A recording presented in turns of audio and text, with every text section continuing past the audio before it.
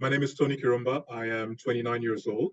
I'm originally from Nairobi, Kenya, and but currently based in the US in Massachusetts, working at the Boston Beer Company as a Salesforce developer.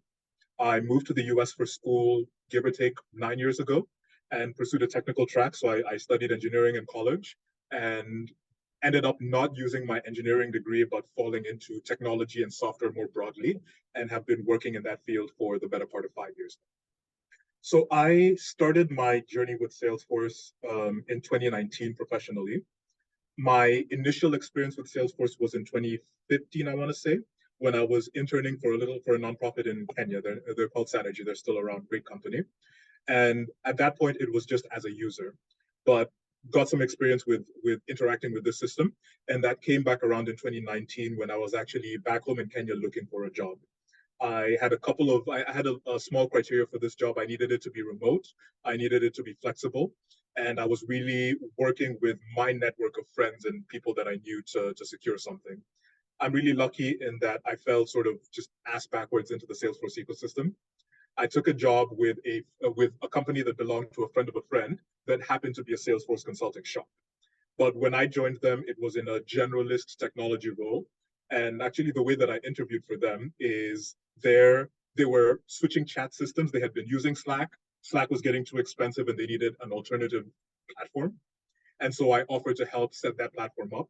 And they liked what I showed and they took me on. And then um, very soon after that, put me on the consulting side. So this is a Salesforce consulting practice. They're called Baobab Partners, based in New York City and Lagos, Nigeria. I was working in Kenya at the time. It's a primarily remote company, and that company makes money by selling Salesforce consulting services. So you, as a client of any sort, maybe you run a hospital, maybe you run a waste disposal company, maybe you run some sort of company that has an operational need for Salesforce.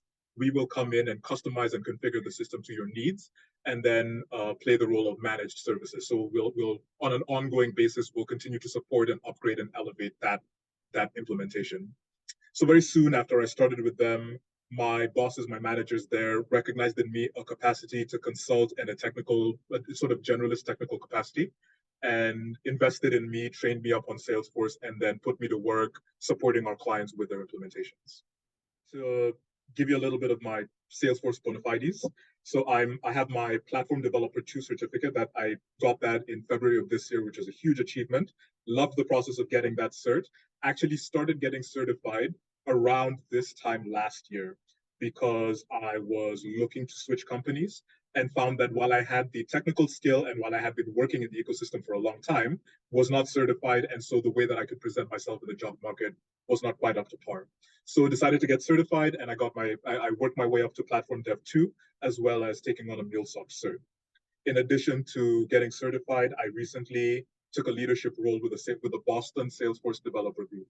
So if you work in the Salesforce ecosystem, there are community groups all across the world. I know that in my home country, Nairobi, there's a Salesforce group, and I've attended some of their events and gotten to know those folks. And it's just people working in all kinds of different capacities in the Salesforce ecosystem, getting together to support each other and network and put on programming, etc. So I do a lot within the Salesforce ecosystem. And the motivators for me are, one, it's a great space to be in. In my opinion, Salesforce is one of the technology platforms that has a really low barrier to entry, where even if you are not strongly technical, you can still get in, you can still add value, and then chart a path for yourself. I am a much, much better software engineer at large and developer today than I was when I started. I didn't come in as a star developer. I came in with a little bit of technical skill and then built up my capacity to build things over time.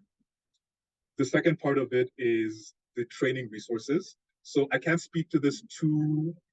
I can't compare this to AWS or Microsoft 365, for example, but I know that I've learned so much on Trailhead, and this resource that is free forever has gotten me to such elevated places in terms of what I can do with the platform.